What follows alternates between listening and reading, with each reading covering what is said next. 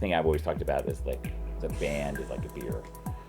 Maybe the bass is like the drums. Sorry, the bass is like the water, and the drums is the malt. The guitar maybe is the hops because it can go to 11. And then the lead singer, I always say, lead singer's like the yeast because it doesn't always show up.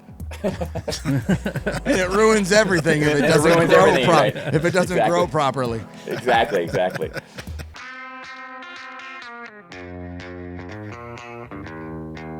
Good morning. Welcome to a special edition, a breaking news edition, if you will, if such a thing can happen on a podcast. Can you have breaking news on a podcast? I think we just did. It's funny. We had this interview, which you're going to hear later, in the can, ready to go. We thought, and obviously Brian's not here. He's taking a trip out to the Pacific Northwest, and we just thought this is a good time. We're in the low season as far as news. Yeah, we can take the week off and just kind of go out and mow the grass. Which is why I made fun of me as Farmer Bill last week. Yeah. Now I look even worse. This is quite an upgrade, yeah. Forgive me. So, yeah, I was out mowing the grass, and we got news like everybody. I'm sure we're not breaking news, but we felt like we needed to comment on the fact that Brad Parker is leaving C3, and then for us, that means he's leaving Bonnaroo, which is a big deal. And Russ, I was glad to see the reaction from some of our Discord people. Brad's been a huge part of this event, been a huge part of our lives, right? Yeah, I was looking it up. As far as on the show, the first time we had him on was talking about Moon River. Do you remember that? Yeah, I do. Yeah. He came over to Songbirds with Drew to talk to us, and I actually met him probably the year before at the festival site. For those of you who don't know, Moon River was a festival in Chattanooga on a piece of property on the river that had never had a gated, ticketed event before. And so Brad and his crew came over and created one of the coolest venues that I've ever seen. And I remember the first time I met him, we were standing there in the field looking across the river. If you've never been to Chattanooga, it's a gorgeous setting, but across the river was the Tennessee Aquarium, which is a triangular shaped building, but they light it up at night. And he said, man, I'd love to put the colors of the festival in that space. And I said, well, I know a guy, and made a phone call, and they did it. So that was my first introduction with Brad. And then, like you said, he came on the show with us at Songbirds to talk about Moon River, I guess the next year. Anyway, he replaced pretty much Jeff Cuellar, another friend of the show who's been on many, many times. Mm-hmm. I was thinking about that this morning, how important that has been, and how important, because Jeff loved Bonnaroo as much as Brad, and I had that sort of why can't we or dream stupid attitude. I mean, that's what I call it. Dream stupid, dream dumb, why not? Think big. He was part of Team Idiot, when we had Corey and Brad on. Good pull. Good pull. But yeah, he surprised a bunch of us. We had no clue. We had him, and with Corey Smith, which is the reference you just made about Team Idiot, just a couple of weeks ago. And Brad announced on Thursday that he would be leaving his position with C3 next month and was going to start his own record label. He's moving into artist management, which I think is something that he's wanted to do for a long time. I think this has been in the works for quite a while. I don't think this has anything to do with what happened at Bonnaroo this year at all. So, yeah, he didn't just start this 2 weeks ago or a month ago. No. I mean, if he did, he's a bigger man than Yeah, Track Record is the name of the I guess the business or the label that he's starting, and pretty exciting. I think it's going to be neat to see how far he gets with this and what he's able to do, and I think it's great. Yeah, just to follow up. So Quayar, Jeff, left. He left Bonnaroo to help run those cruises, the rock and roll cruises. Yeah. And forgive me for not having the name in front of me, but Sixth Man. Six Man, there you go. Those are the ones where you and 200 or 300 or whatever number of your closest friends hang out for several days on a cruise ship with a bunch of rock and roll bands, and sounds pretty cool. So this is the next step for Brad. What does it mean? We don't have a clue. No, we don't have a clue. We don't have any other information other than just what's out there. I think his replacement, everybody's wondering about that, but I think it's going to be somebody that's within C3 that's, worked alongside this for a long time. So I'm not too worried about, not too worried about whoever it might be. I think Bonnaroo is going to be in good hands either way. Yeah. Obviously, the timing is, what's the word? The timing is raised eyebrows. Timing makes people talk because of what happened, Yeah, there's been some talk ago. like that, but I don't think this has anything to do with. I don't think his exit has anything to do with this past year. Yeah. I just got confirmation via text. I don't know if this came as a surprise, but there's no official word from our official channels. Obviously, we reached out to the people we usually reached out to from C3 in the event, and basically no official word. So I'm sure something will come out at some point. And when it does, we'll have it. And obviously, we will do our very best to have whoever is Brad's replacement on the show to talk about his or her plans for the future. I think whoever it is, they need to come on the show ASAP and introduce themselves and kind of just set the stage for what's happening for next year. There's a lot of changes coming, and this is just going to be another big change. Yeah. Unsolicited advice. Yes. Brad and Jeff both were extremely forthcoming, extremely open. I can't say they love talking to people like us, but they were very good at talking to people like us. Let's put it that way. They were very upfront, and especially with Brad and Corey the last couple of years, you could just tell the passion and their willingness to be all over social media and listen to people and answer questions and all that. Clearly it was not just for you and me. We got that. We've gotten that for a long, long time, but I can't tell you, it tickled me to hear people, everybody, I would say Brad and Corey as if they were best friends, Yeah, I noticed that too. A lot of, we hear it all the time. People would act like, oh, Brad and Corey said this, or yeah. I heard Brad and Corey and they were blah, blah, blah. It's funny, yeah, because it is. It's like they're just our friends, and I think I'm that's going to awesome. tell you, I've done this a long, long time. It's very unusual. Yeah. It's extremely unusual. Absolutely. Name another festival where you're on a first name basis. Name any company sports at team all. or whatever. Yeah, your right. high school team. Mm-hmm. It is. There's always been that person like a you or me who, likes to name drop, say, oh, well, Brad told me, Yeah. But when it gets to the level of everybody says it, it's a whole nother world. So, yeah. Obviously reached out to Brad. I've not heard back from him. Just said, good luck, congratulations. Made fun of him a little bit. Clearly, he's still on the payroll at C3 for a month, so I don't expect to hear a whole lot from him. For a little while. There's going to be a transition. I'm sure he's working with whoever his replacement is to get them up to speed, and so it's not a quick exit by any means, which I think also just speaks to the fact that this is plans that have been in the works for a long time. And obviously we wish him the best of luck. I think it's very exciting. I'm pleased to see him pursuing something that he's really passionate about, and it's exciting to see what he's going to do next. Yep.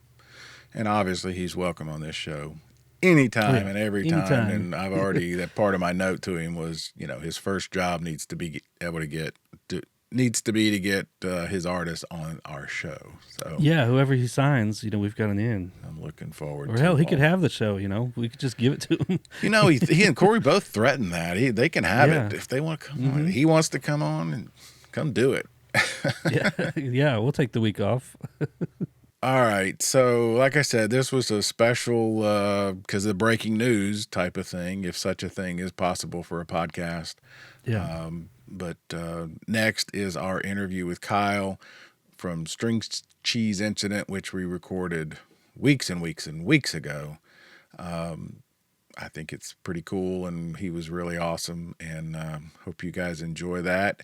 And if we hear anything else, I don't know. We may have another breaking news. We may have to convene again. Yeah, I mean, I don't really know. We don't really have anything planned for the next couple weeks, do we? I mean, Brian's going to be gone for a little bit, and we've got, of course, next month we've got Shaky Knees coming up. We've got the Bluegrass Festival here in Chattanooga. Then we've got Cave Fest at the Caverns in Pelham. That's in October.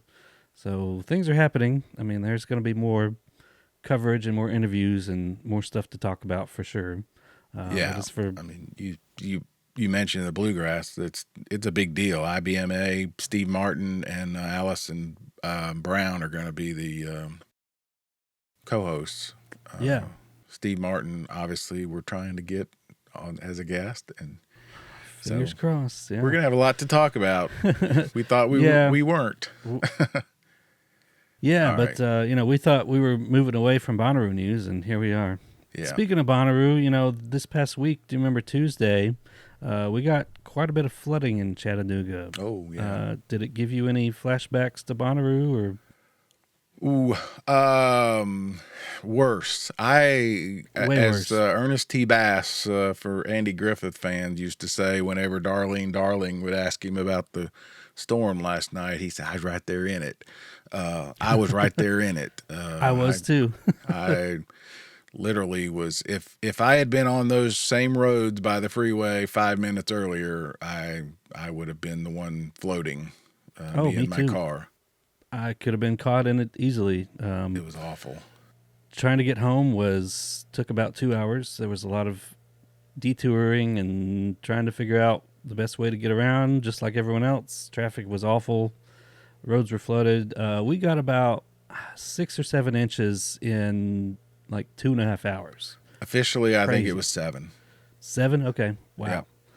7 inches in 2 hours, 3 hours? Yeah, 2.5, almost 3 hours. I've never seen anything like it. No, none of us have. I remember the flood of 73, and obviously we've talked about that, my coworkers, and that was a gradual, if you will, flood. Mm-hmm. It rained for a long, long time, for a couple of days, and a lot. This one was, like I said, 7 inches in 2.5 hours. And man, oh man, there's just no place for it to go. That's kind of what I was thinking. I mean, it made me think of Bonnaroo and it's not just a Bonnaroo problem. This happens all over the place. Yeah. And, anytime people are like, well, they should just fix the drainage. It's not that simple. Yeah, I kept thinking about your comment talking about Bonnaroo. Where's that water supposed to go? Right. Put drainage on the farm. Well, that just pushes it downfield to somebody else's problem. It just makes it someone else's problem. Yeah, exactly. And obviously it's a complicated issue. I mean, Chattanooga is going to have to figure out how to do something too. I mean, it's not that simple. No, and not to take them off the hook, which was my initial reaction, because a lot of people said, well, it's the city's fault for paving everything. But then I thought further about it, and it is kind of the city's fault. We've paved over a lot of our wetlands and a lot of concrete in a lot of neighborhoods that literally take their water problem and push it down to somebody below them. Sure, and just the amount of growth that we've had. I don't think they've really addressed stormwater. But Well, I will say this: I made about 3 really stupid decisions and got lucky. That whole, don't drown, go around, or turn around, don't drown. Turn around. Yeah. I got lucky. That's all I can say. But I wanted to get home. I did too. And I'm sure that's what most people are thinking when they do it. But, man, oh man. Yeah, I hope to never have to deal with that again. Me too. Anyways, I just thought it was worth mentioning just because it happened. And had two, mother and father and child die, and then somebody got sucked into a creek walking along. So 4 fatalities. I think that's all we've heard of. Yeah, unfortunately, that did happen, and I'm sure you guys have all seen it on the news. It was worse. Yeah, it made national than what news. You saw. Yeah, it really was. It was bad. Yeah. Anyways, fortunately, Bonnaroo wasn't that bad. It got flooded and rained out, and there was some bad situations, but I think for the most part, everybody got out okay. There was nobody stuck for too long or anything like that. So it could have been a lot worse, which is, I think, what Brad was hinting at was, you've seen the documentaries. Yeah. It doesn't take much for all those people to, and then you've got a Woodstock 99 situation. So luckily that didn't happen. And I hope it never does. All right. This could be a long show. Wasn't intentional. No. All right.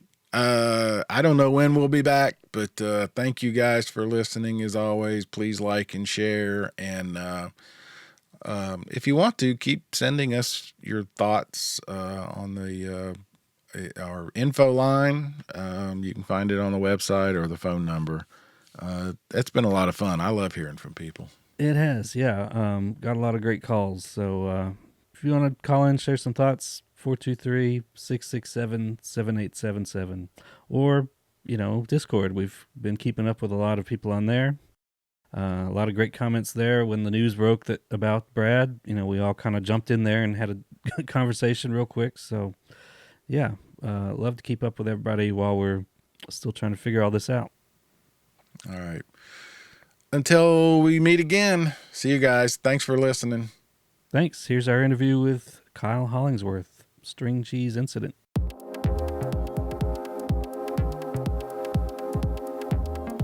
That was one of my great Bonnaroo experiences, was playing with Steve Winwood. It was probably one of the early Bonnaroo.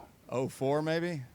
God, maybe 4. Whenever String Cheese played, we played like 2 or 3 times, but it was early on, and Steve Winwood somehow connected through our record company, because we have our own record company, and of course that was always been a big fan. So we went down and went to his house. He has a place around there somewhere with his wife, and he said, "Come on in," and with his big British accent, and we walked in, and there's gold records all around the walls. Yeah. Blind Faith, all with the Spencer Davis group. I don't know who it was, but that's what happens when you start when you're like 12.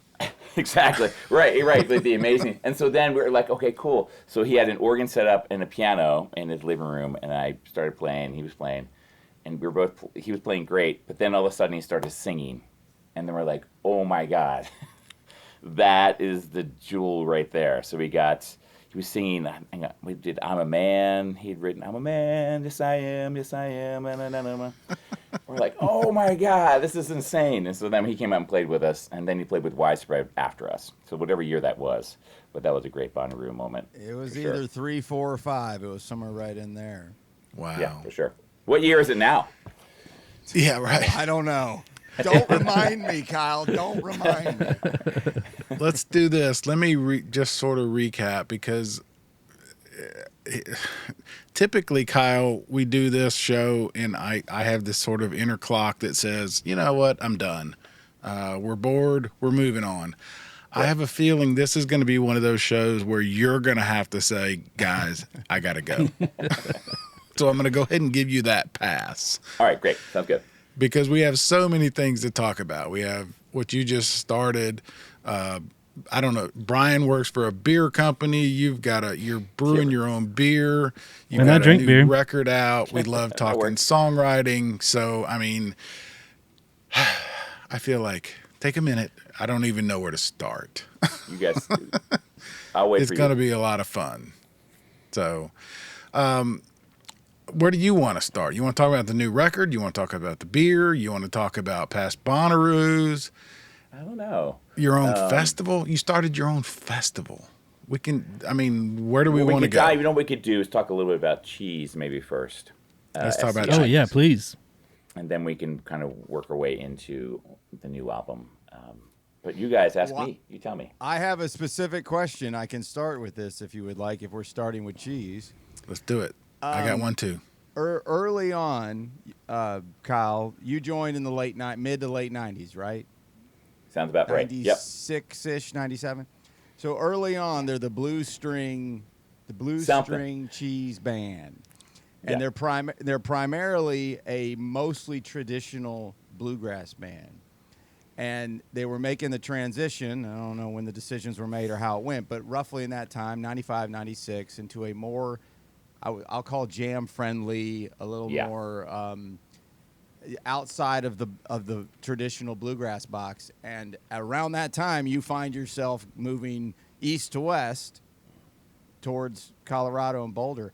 How does that come together that you are one of the very integral pieces of changing that bluegrass traditional sound into what string cheese became then and went on to be quite well known for the next couple of decades? Well, I'm so it's glad. funny. Can I jump on that one? Because Yeah, go that is for it. my Please do, question please do. too. Because about that time, if I'm correct, Grateful Dead is their own universe, right? And so It's the further kind of thing more and all they that. are Post-Jerry. literally their own universe. And so my question is, did you guys feel like there's this question out there about who's going to be next? Right. You know what I mean? Because that's what it there's felt like to me. Is like Well, somebody's there's got two to questions replace there. Grateful Dead. Well, there's two questions there. First, Two questions, I moved, yes, sir. I moved from Baltimore. I had got my jazz piano degree, and I discovered someone called Bela Fleck and the Flecktones, the Cosmic Hippo album with Howard Levy playing keys and the harmonica. And I saw the first Horde tour, and they were on that Horde tour. I was living in Maryland still. So at that point, right around that point, I had been coming out to Colorado to work on the Colorado Trail, help building it. So I decided to come out and just spend a real amount of time, maybe just a summer. And at that point, I hooked up with I already had my degree about some Liquid Sunshine or some kind of like Grateful Dead band here. And Dave Watts, who's a great drummer from the area, introduced me to Michael Kang. So Michael Kang then persuaded me to join String Cheese. Actually, my band, Dirt, at the time, opened for String Cheese. So as I joined String Cheese, it wasn't completely it was kind of out of my wheelhouse how to play bluegrass, but I had been turned on to it via Bela. It wasn't, Bela at that point wasn't super traditional, especially on that album. And then once I met Billy, I started really, in playing Telluride Bluegrass Festival, I started understanding the depth of the music. So we started playing around the area. We did this big infinity sign across the United States. We played 320 shows a year or something for the first 4 years. And then answer your question, there wasn't that, I guess there was a hole, but there's a lot of jam bands still. You think there's a lot now, but back then there was definitely a lot of jam bands. So who was going to fill that void? Fish obviously was already there.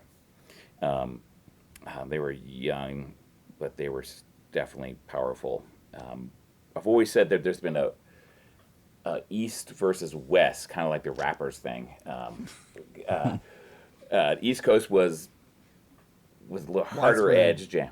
Widespread Fish, a little harder New York raw, and the West Coast was like Jefferson Airplane, Grateful Dead, a little bit more trippy this. And so we kind of fell into that because of the way we were jamming. So when we went to the West Coast, we started connecting with some of that. We knew Barlow and Mountain Girl and some of the Zen Tricksters. So they kind of brought us into the fold from there.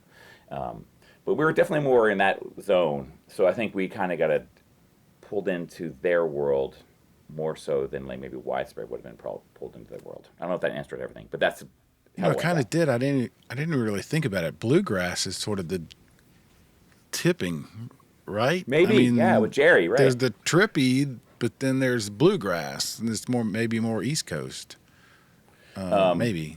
I'm trying Maybe, to remember. or I was thinking more bluegrass in the fact that didn't Old and Away and Jerry was playing banjo, right? Yeah, Jerry Yeah. was the bluegrass guy of Yeah. the band all those years, and So that's maybe that was somehow worked its way, and I don't know. Yeah, that's why I'm guessing now one of the most popular covers of any bluegrass outfit is generally Grateful Dead music. It translates so well. Yeah. You talked about it in a quick interview. I just did some searching around. I didn't dive too far in anything, Kyle. But you talked about when you were first moving or traveling east to tour the Eastern Seaboard ish in that area, and thinking nobody knew who you guys were. So I'm Yes. thinking about the same time frame, late '90s. And you talked about that to me it was a different version of tapers, because I was online trading tapes. We weren't going to shows, setting up microphones and taping, but we were gathering The taping live tree, yeah. tapes and then sending them to our friends. And we were doing that all the time. 94, 5, 6, I'm 14, 15, 16, 17, 18. You Right. found that same kind of phenomenon as you showed up to shows in the East and Boston and Massachusetts, Maine, wherever you were, and people were sitting around with cassette tapes of your shows. Could you talk about that? That was the first that blew me away. I mean, of course, I knew about the taping tree, the generation. Sure, but to me this feels like a new age version of the '90s Exactly. version of So, taping. so I knew going into when I moved to Colorado, I had all the killer cassettes from Dead in '74, blah, blah, blah, I had all that Yeah. stuff. And then, but then we started playing with String Cheese. That went next generation and ended up bringing fans to the show for the very first time who had never seen us. We're traveling, like I said, 320 days a year, and we get to Burlington, Vermont, or Boston, and they're still selling 100 tickets. We're like, you've never even heard of the band? I said, no, my buddy sent me a tape in the mail. So yeah, the tapers thing was so part of who we became. You know, that really helped. What was that universe like? Because it was for us. I mean, we're so involved in the internet. I mean, we're so social media. But Right. that what you guys are talking about, it was way underground, right? I mean, it was like you could show up at a town, and everybody already knew who you were. I mean, you had to be like, how? How do you That's even exactly know who what we are? I mean, yeah, the Right, 'cause tapes. I was you got also- some tapes, but how can that be enough?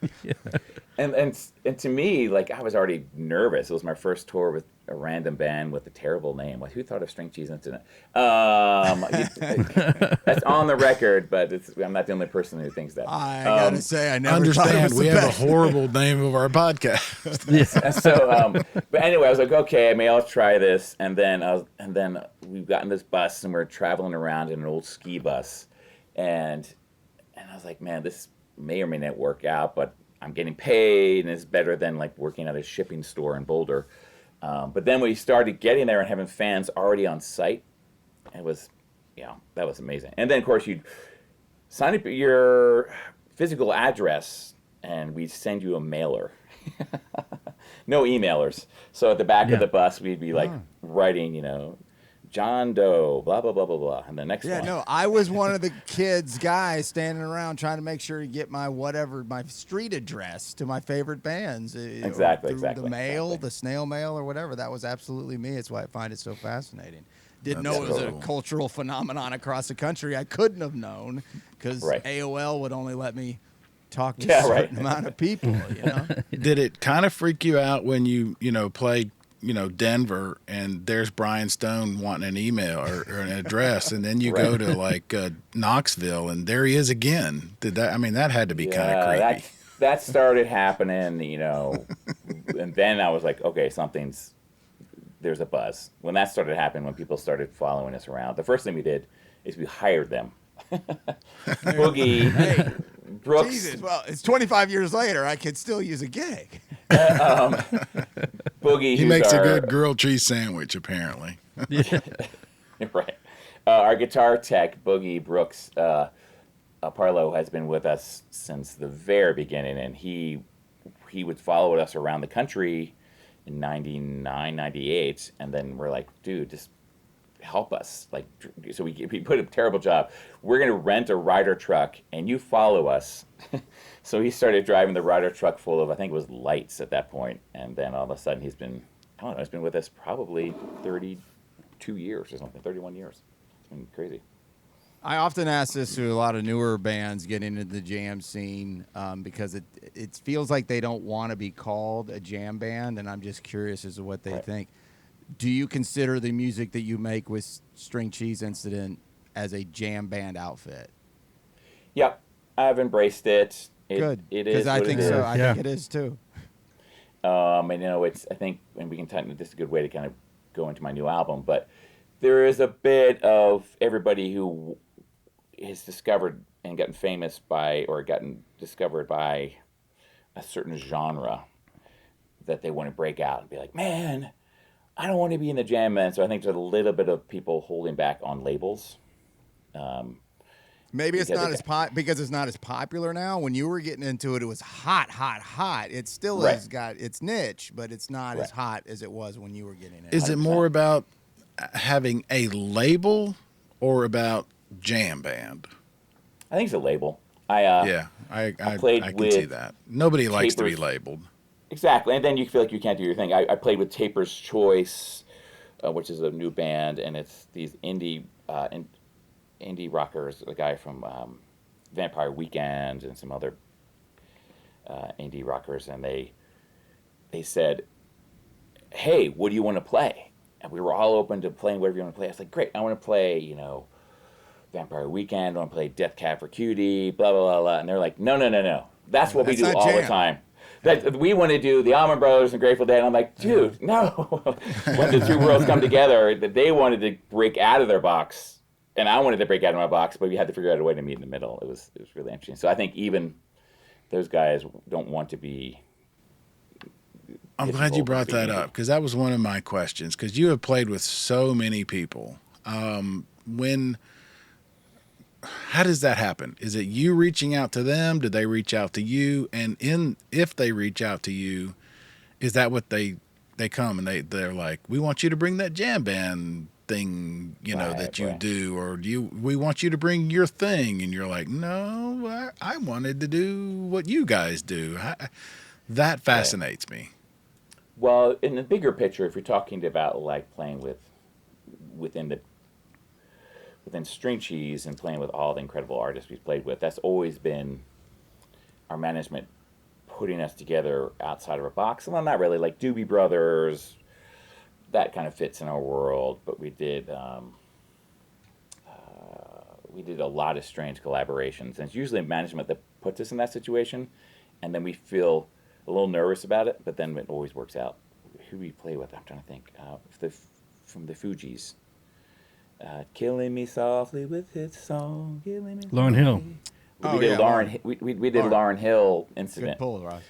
And so that was like, whoa, totally different worlds, but that came together really well. When I can't sleep, I get on YouTube like everybody. And so this morning I stumbled across Warren Haynes and another interview with Jimmy Webb. Unbelievable with Mike Beato. Of course, yeah. Rick Mike? Beato. Rick. Yeah. Excuse me. I knew I wasn't right. Unbelievable interview. But he goes into this, and he's talking about the whole, when you're playing with this group and when you're playing with that group. And I know I've had several opportunities to interview Warren Haynes, and it always fascinates me how he could go from one band to the other, how he could go from Dave Matthews to his own band to the Allman Brothers and know where he was. But he's always kind of in his lane, and that's he's Warren, man. He's incredible. Force of nature. But that's sort of when I knew we were going to do this interview, I was thinking about that to talk to you again. I mean, you've been with Turquoise, Krungbin. Did you ever play with Krungbin, or no? I know it was Krungbin Turquoise. sat in with us. No, I didn't play with Turquoise, but we sat in. Krungbin sat in with us, the guitar player, just recently, Electric Forest. That was great. So trying to find the right music that would work with his style. there it is. That's what I'm asking. Who leads that movement, you know? Well, we think about who we play with. We play with Mike Posner, who was a DJ the night before. So it's just a matter of kind of connecting with them, a band. Like sometimes management, like I said, kind of puts this together, but it comes down to the artists speaking to each other and being like, that doesn't really work. Can we try something new? So it's a really back and forth between the artist. All right, so that leads to your new record. What was your intent? What were you, why now? What the heck was I thinking, right? What were you thinking? And I can't wait to ask about the song about your daughter. Like, what were you thinking? Because, I mean, that had to... So, yeah. That's a touchy one, man. I'm right. I haven't... she doesn't know it exists yet. So... You heard it here first on the podcast. So, it was... so, after I had an album called 2020, which came out, which was... I was like, this is going to be a great year, 2020. Not so much. We all thought that. So then I started kind of stepping back and doing some more writing. And I was going to do singles. I was like, this is fine. This is a great time. I'm not on tour. I'll just drop some singles here and there. And I did. I dropped one or two. But then as I was writing, I started seeing like the horizon of a whole album coming together. I didn't know what the album was going to be called. And I had kind of jumped around different styles, like you mentioned, a little Paul Simon, I was thinking a little Allman Brothers on a couple tunes. But then I wrote the song All We Are, which was the title track, and because I was listening a lot to Death Cab for Cutie, and like I said, it's a little bit more indie bands. And then I said, that's a great title for an album. Let's figure out a way to make all these songs kind of be the breath or just speak to all we are throughout the whole album. And it took a while. I had to kind of redo some lyrics. I had to think about how it all would tie together. And the funny thing about All We Are, it was so different that I said, okay, let's push this to the end of the album. Then my management and all the record company was like, no, that's cool and so different than what a lot of jam bands are doing and different for you. Why don't you lead with that? And I was like, that's kind of scary, but I decided in the end to try to do something out of the box. So All We Are is a little bit more longer breath. I wanted something that was sonically interesting. I wanted something with long vowels, less patter like I want to sing quickly over funk songs. I wanted long, eyes wide, like long open vowels. And then I wanted it to rock in the middle. And it's not going to focus on keys. It's going to focus on songwriting more so. Yeah, so then that's kind of the scope of where the album began. That's a lot of thought process into just some new music, and I overthought. Yes. No, well, I'm king of overthinking. I'm curious when you mentioned about your producers and the A&R guys or whoever it is that are in your orbit. Certainly a lot different nowadays than when Tom Petty wrote that song back in the day. I don't hear a single. But how much do you trust and rely on the people around you, producers and those types, when you're putting together an album that, let's face it, you didn't write this expecting to be number one on the Billboard. Exactly. But you did write it expecting it to be liked by people who are fans of you and Cheese and all of that. How does that collaboration work? Well, that's it. So let's talk about that. So yeah, the rest, like the first track, I was thinking that could be cool. Maybe I'll get some plays on where Vampire Weekend gets plays, or a little bit off the track, gets me noticed outside of the jam world. We were speaking of that earlier. Yeah. To kind of help me bridge and bring some new people in. But the rest of the album is very friendly to the Cheese fans. To answer your question, I guess I'm influenced by what they say, but I have the final say. It's different for String Cheese. When String Cheese writes an album, we all have this. We all have our opinions, and then we have to fight it out for whoever's right. No, it's great to have a producer there. In this case, I was the producer for the album, so I decided what was going to happen. But it was curious for them to bring that up. Yeah, I'm fascinated by this. This has been a conversation I've had with artists for 40 years. How do you write a song? Do you go in knowing? Do you go in and it just happens? Do you have intent? And you clearly had intent. You knew what you wanted, and you as Brian pointed out, you collaborated with people. It's so different how art gets made. I mean, for sure. right? And sometimes it comes like this, but other times, like in the title track, I had it, but I wanted a feeling. I wanted a sound, and wasn't sure what the lyrics even mattered at that point. One of my go-to questions, and it's a total crutch go-to questions as a reporter who did 37 years with a newspaper is, did it come out the way you heard it in your head? And it sounds like such a stupid question, and it is, unless you get a good answer. But I'm going to guess So at it's this, on you, Kyle. Save the dumb question. pull me out of this one. But I'm guessing you had to my point, you had something in your mind going in, right? Well, right. When you guys write, or when you guys are in your creative space, I think it takes a minute. Like there's a seed, and then for me personally, I ruminate like at least 2 years. So the process is I'll go in, I'll play. Thank you. That's my point. I'll play for the band, my solo band, which is an amazing band.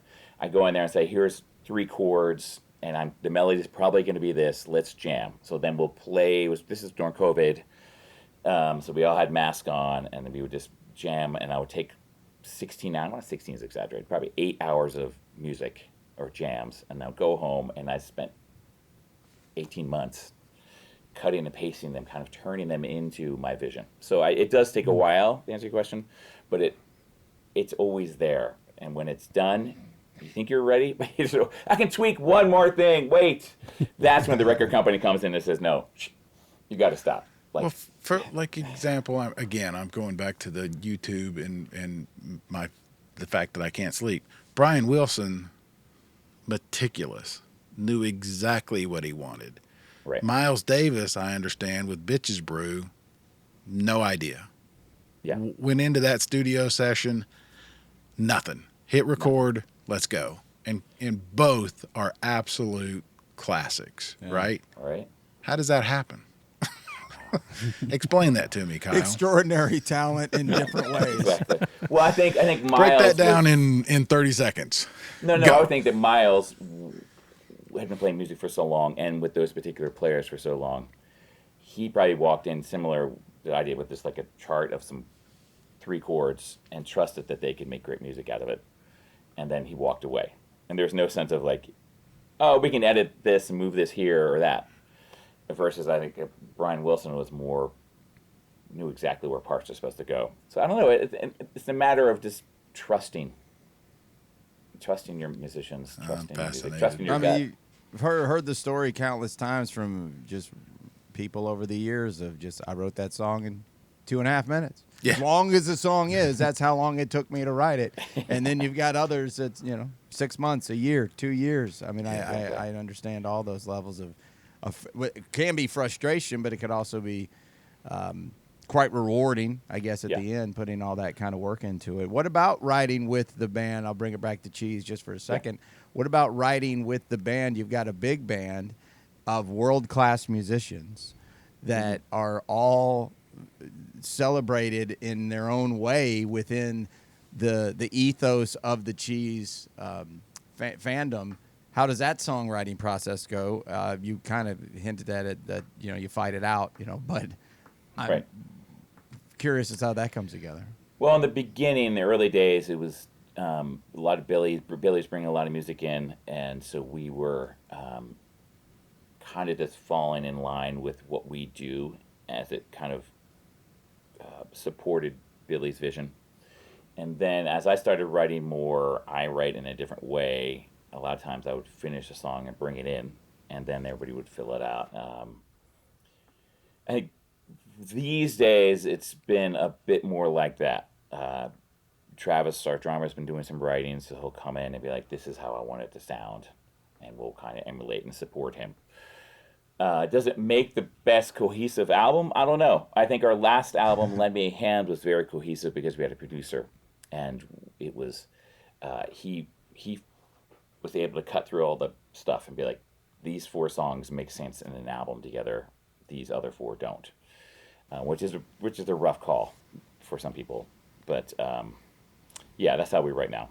Well, of the bands I've followed most of my life that have been around and stuck together, it seems to be a recurring theme that more members get more involved with the creative process as it goes along, which I think is an excellent formula. I mean, I just don't think one guy or 2 guys can.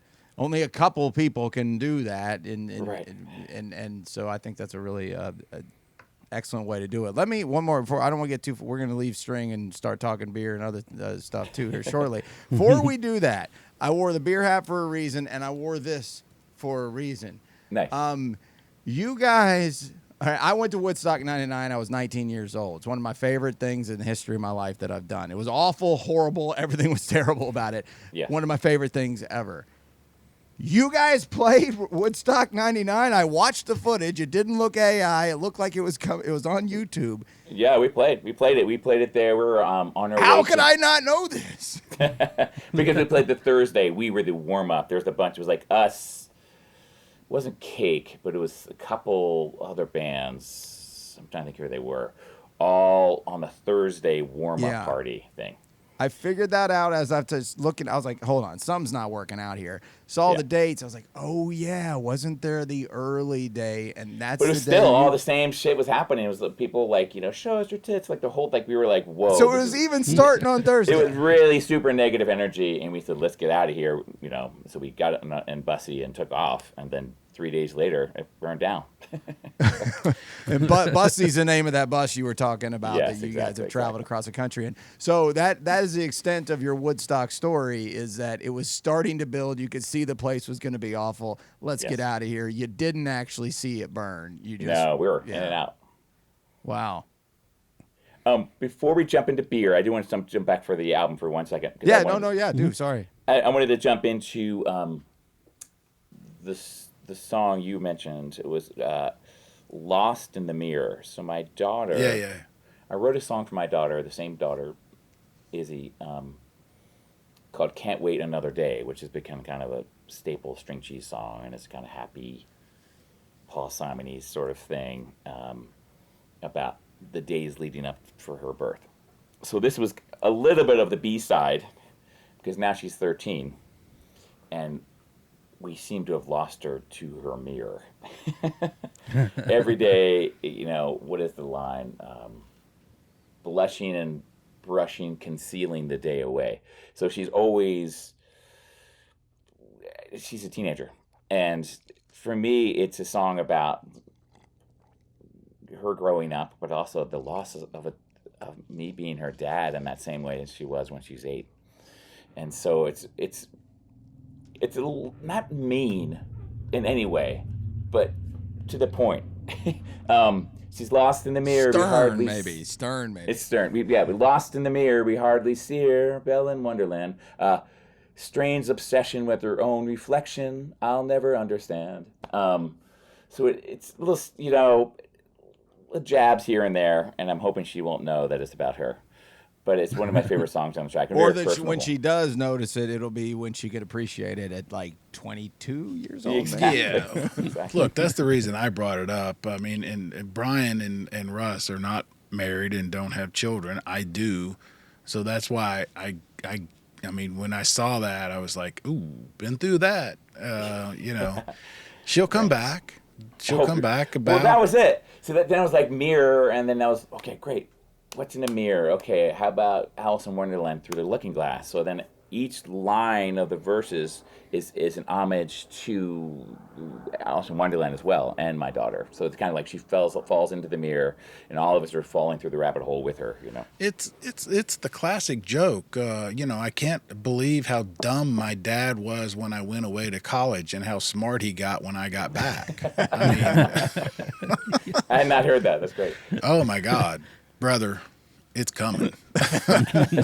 Buckle up, Exactly. because you are about to be stupid. So yeah, that's one song, and then I moved through the second song, and there is called "Waiting on Time," and I kind of wrote that in Allman Brothers. I Oh was yeah, thinking, and look, when the eye rolls Greg. start, just walk away. yeah, right, exactly. Walk away and count to 10. The loudest eye rolls you'll ever see or Oh hear, my too. God, dude! Yeah, Screaming at you, eye rolls. yeah. My dad. I only is hear the about this. I don't know. I've only heard dumbest about it. human being on the planet.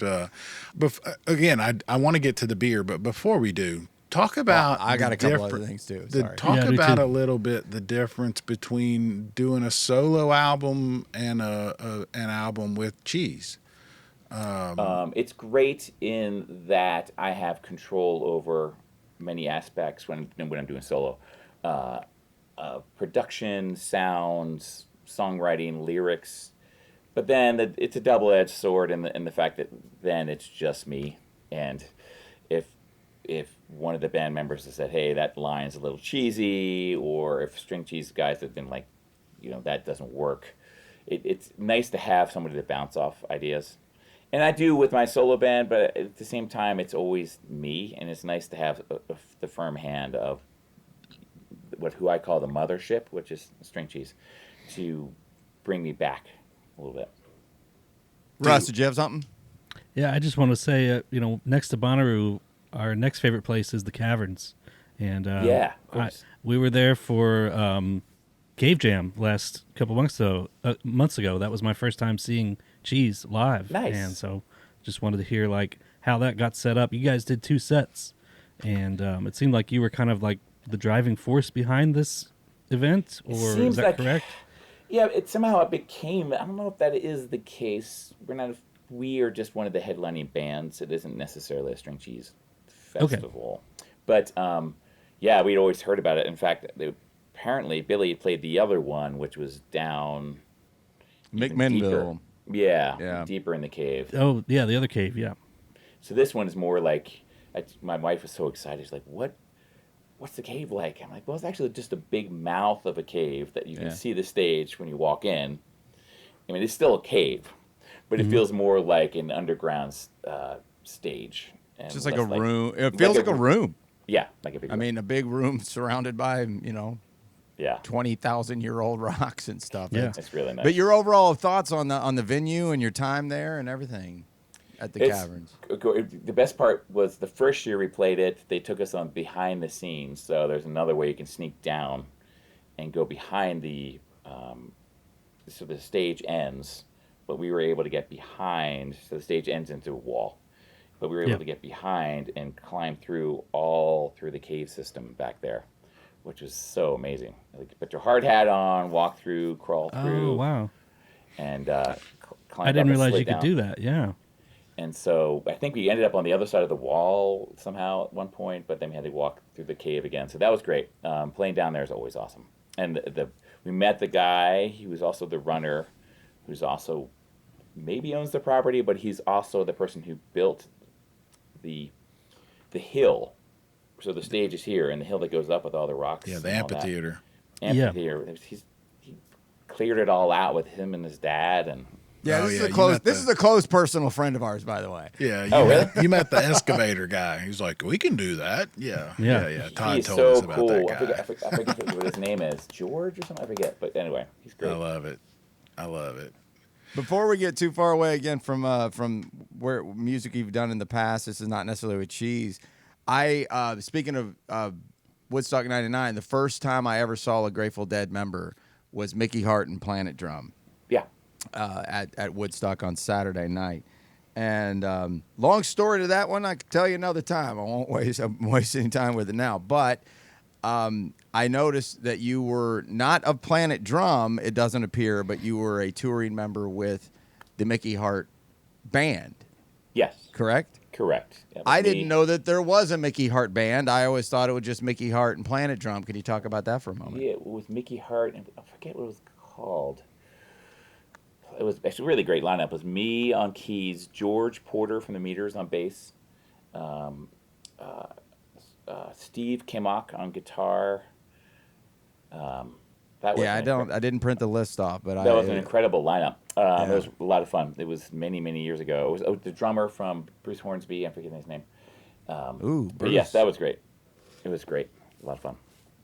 Nice. Did you do any writing with him, or was that more of just No, kind it of was his more band? of it was once again like that connection through the late '90s through that whole circle, and I also did a tour as Phil Lesch's keyboard player in the summer. Oh, wow. And we all played like that. All kind of it just all made sense. And then you one said- last ahead. dead reference. You did some writing with Robert Hunter. Is that an accurate statement? I got That is an online? accurate statement. I wrote 45th of November with Robert. Yeah, we did that via email. That's got to be an incredible life memory. The Robert Hunter who wrote most of the lyrics with Jerry Garcia Jerry. during the day. Yeah, totally. It's amazing. You said the label sets some of the stuff up. Is there anybody that you want to play with that you haven't played with?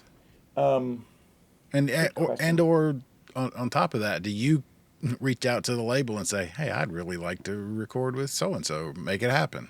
Yeah, I mean, for the last album, last String Cheese album, I wrote with Sam from Iron and Wine. Iron and Wine is a great band. Well, mainly Sam, and so Sam and I wrote a couple tunes. So I reached out to my label and asked about that. Yeah, I mean, I have Ben from Death Cab for Cutie. I'm just, the new album has some rock tinges to it for sure, and so I'm feeling that a little bit of a sense of wanting to rock out a bit more. I was late All to right. Death Cab for Cutie, but I love them now, and I'm starting to feel this kindred All right. spirit with you over this. So love of this anytime band. he wants to hang out, that's great. Like I said, man, you're gonna have to cut us off because I have so many questions. But I'm going dad mode now. You got a 13-year-old. Yep, When right. my daughter was 13, all I wanted was to be cool in her eyes. So I was listening to whatever music she was into. Are Right. you trying to keep up with her? Or Absolutely. I mean, I did a Taylor Swift song a few years you ago. Yeah. At Red Rocks because she was playing against us. She was our competition. Oh, I've seen you wearing Taylor Swift gear. I've But, seen images of you wearing the gear. She was at Mile High or something, and we were at Red Rocks, and I was like, okay, so let's do this whole thing. I'll dress up as a different guy, and I'll call myself Carl Washington. I have the wig somewhere in my studio here, and so I played the entire first set as a different person. Because they said Kyle isn't here, he had to go see Taylor Swift. So I went in with that big mustache, and then Carl Washington's playing keys, and some people didn't get it. They're like, "Why would he do that?" And then it came back second set, and I think we did a Taylor Swift song in the middle of one of my songs. But I came back, I was like, "Oh, that was great! It's like, Great to oh, see what a Taylor." great show. Yeah. does she even know or care? Oh, who you are? she's all they love it. We play Electric Forest, another festival we helped kind of foster, and so she's all about getting dressed up for that. And so That's we cool. have Red Rocks coming up next week. Nice. Good for you. Good for you. That's awesome. There's nothing better. All right. Tell us about the beer. You make beer. How long have you been making beer? And you should know, Brian, as I said, works for a beer company, so he's going to have lots of questions. At least some thoughts, yeah. There's some talk. I started homebrewing when I was like 16 or 17 because my brother was doing it, and that's back in Baltimore. And so you go back then you could just buy like little canisters of malt, and the idea is you wouldn't actually do any of the malting yourself, but you get this can and you pour it in water, and then you sanitize all your bottles, and you put the caps on, and then it would taste like shit. So, but but you're Been there, done 17. But you're 17. You're like, oh, cool, I made beer, and it kind of gives you a little buzz. But then as I started playing music and I got more into craft beer and more into the process, I got a really big system at home. I did actually. My neighbor has it now, but my brewing partner, and I started seeing some connections between how I brew and how I take chances with my music. I felt like once I got the basics under my fingers for music, I was willing to improvise, knowing that it was probably going to be okay. So once I got the basics of brewing under there, and knew like I know I can make something that's probably pretty good at this point. Now let's go crazy. Let's do some orange peel. Let's try some nutmeg. Let's do some sassafras root. Let's jam. So I started jamming with my my brewing process. Well, let me ask you this. I started brewing beer for a couple of years when I was 17, 18, and then 19 years old. And I did the math on your age, and I knew that the time frame was roughly 17 or 18, and you just said 16, 17, or 18.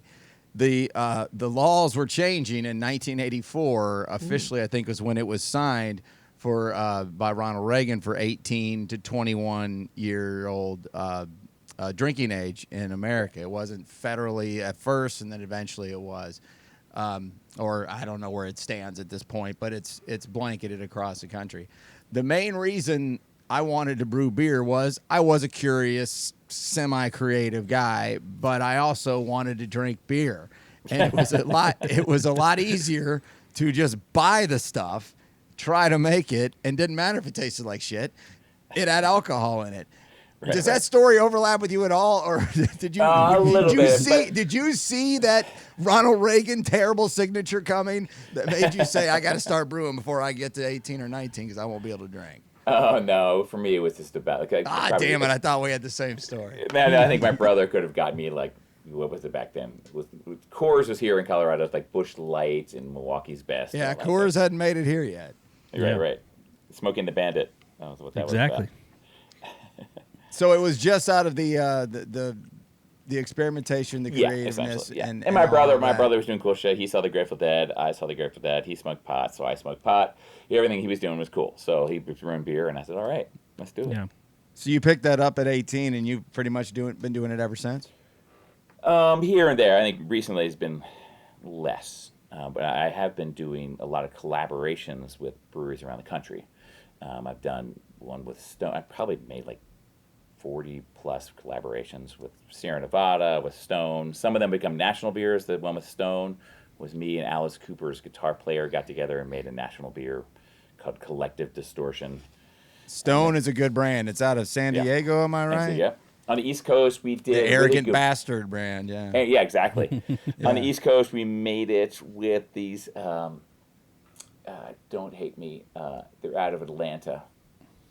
Terrapin? No, they're not out of Atlanta. That's Athens. Out of Atlanta. Sweetwater.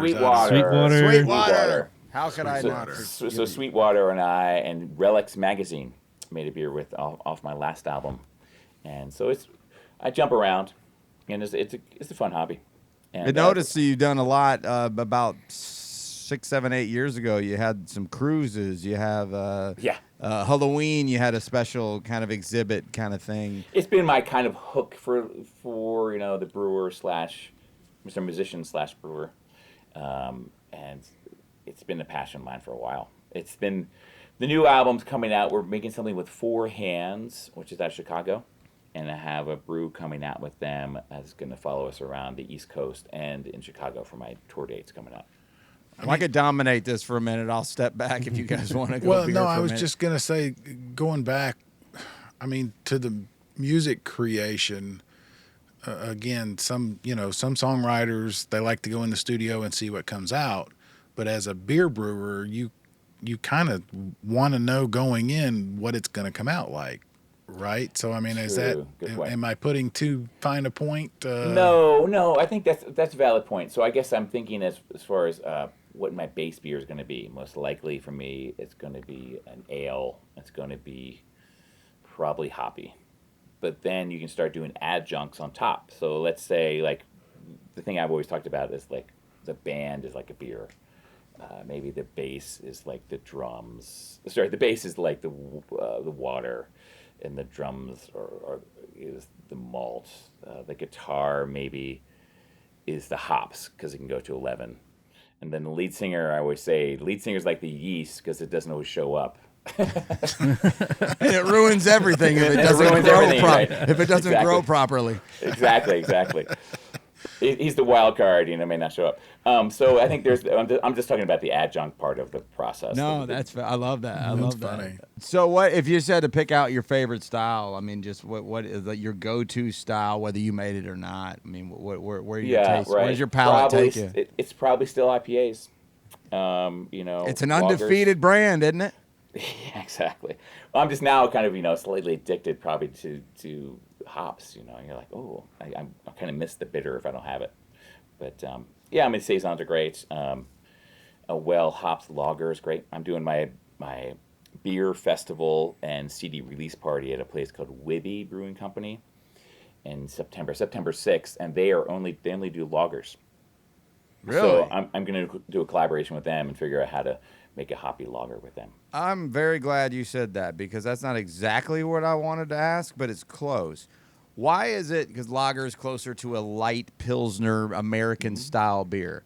From my experience of understanding how to make beer, which is very primitive, and a lot of people I know who have done it for a long time who don't have any interest in drinking light beer, piss water to them.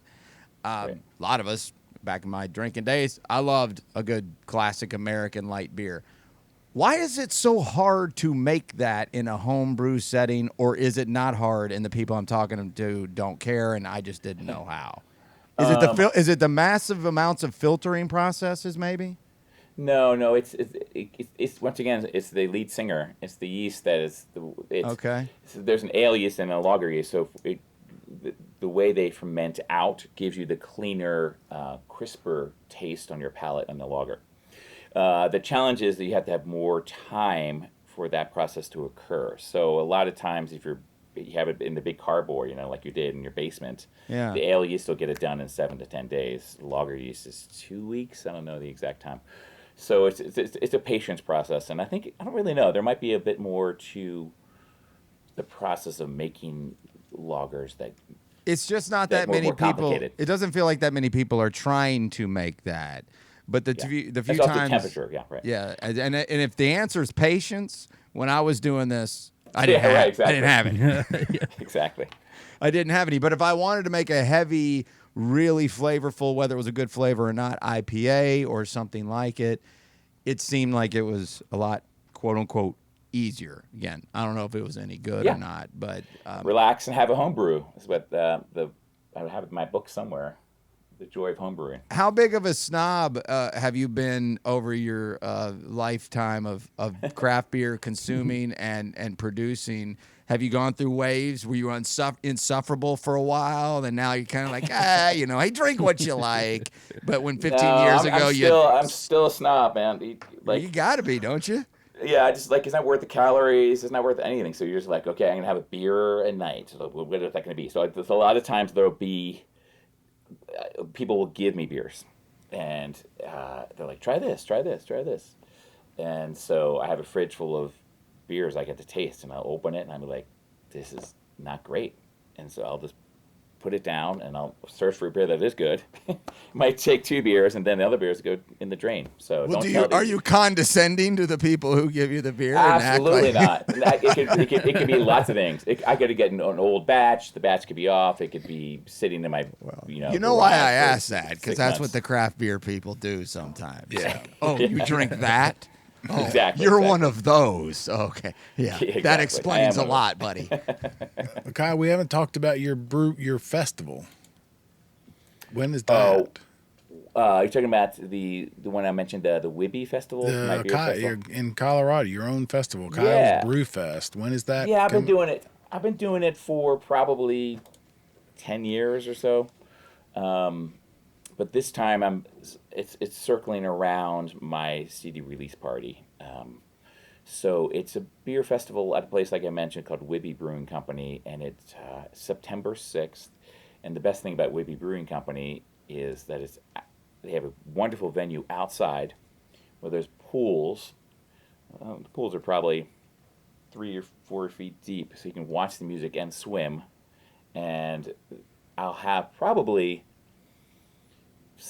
20 or so breweries there. Plus, I'll be doing collaborations with some of them as well as Wibby Brewing Company. So it's nice. It's nice to kind of be the host of my own beer festival. Plus, I bet. Play my own music.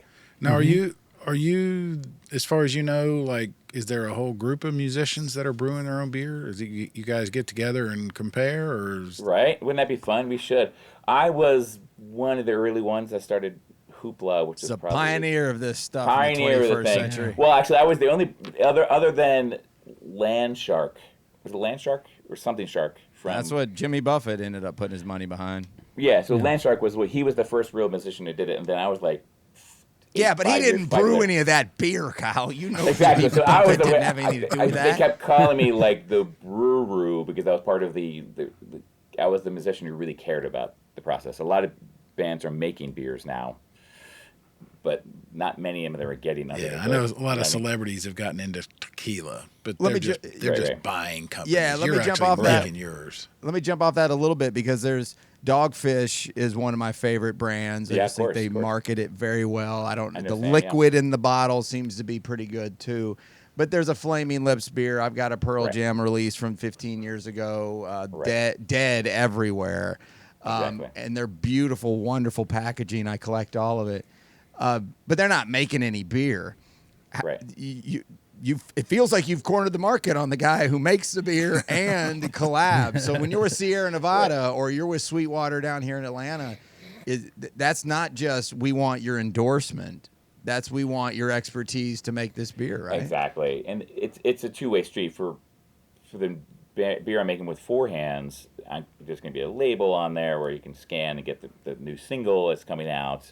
That's cool. But That's they really also want to have my input. And sometimes, I did one, where was it recently, and the best I can do is get on the phone and we can just talk through the recipe. What I would rather do is show up the place, actually shovel, all the grain out of there, drop the hops, be there with the recipe, writing it down, trying this, try that. We'll do a couple pilot batches first. But, in the end, it's I'm a musician who's pretending to be a brewer, and they're a brewer, right? Sometimes trying to pretend to be a musician, I'm sure. Well, actually, it's funny with the Stone. Greg, who's the owner of Stone, is also a guitar player. And so when we went there, we had this big jam session, and all the bottling people were bass players for some reason. And then all the truck drivers decided they were drummers. There was like 9 drummers, 10 bass players. I was playing keys, and guitar players here and there, and so everybody got to jam as well as play music, which is fun, as well as brew. I would like to quickly, Barry, sorry to be just taking over here. No, it's fine. I feel like we're keeping Kyle so long. Probably good for a little bit more. Well, my list is just about over here, and I wanted to talk to you about more from a macro view of craft beer. I've worked in a beer distributorship here in Chattanooga for almost 5 years.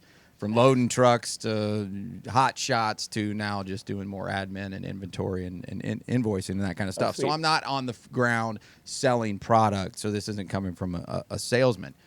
But back in 2014, 13, 14, 15, the craft beer movement was hitting this side of the country, especially Tennessee, Georgia, North Carolina. It was picking up. Things that you knew more in Colorado was just moving its way slowly across the country. And so all the distributors, they lost their minds over this, and they oversaturated markets, and they overbought these products. Dogfish. When we got Dogfish in Tennessee, I was on the phones one day, we were still answering the phone as a company. Just ding, ring, ring, ring. Where's the Dogfish? Where's the Dogfish? From all over the state. But that has slid the other direction 100%. Really bad, to the point that it's a dead category in a lot of portions of communities and areas. I'm talking, bigger. Some. I think COVID had something to do with that. I think people started having less excess. Maybe. Yeah, that's a good point. So that and anything else you want to jump on that, but also too, one more thought on that before I hand it off to you is that the big conglomerates were buying up things like Ballast Point, which I'm sure you're familiar with out there in California. Dogfish Everywhere. Might have been a casualty of this too. Terrapin. Lagunitas. I mean, Lagunitas. Yeah. Right down the line. We've got that too, and it's already and they're doing what corporate America does: buy up and then push it to the side so we can sell more Blue Moon, or we can sell more of this.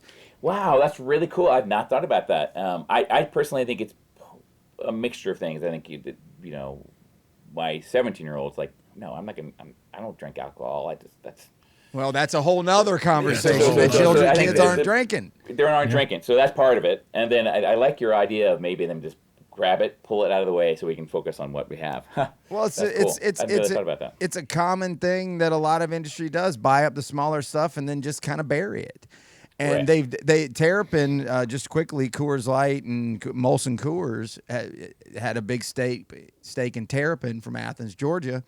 Had a big section at the Braves game. It's the big partners, the Terrapin station, whatever. Right. And they got rid of it, and it's now the Blue Moon Lounge or whatever. And it's just they've all but eliminated Terrapin, which I think is the East Coast version of something like a Sierra Nevada or something. I think it's a great brand with great branding, and they're burying it. And I wonder, does that bother you as an overall industry at all, or are you only focused on the small Well, no, batch I would say stuff? I noticed it right away because people we knew, because I'd been in it for 20 years or something. But people I knew in the industry were getting major buyouts, like billions of dollars. Over and over, yeah. It was Ballast Point was like almost all of a sudden we're like, well, we can't really make a beer with them anymore because they've got bought out, and the owner's psyched. He's like, I'm out.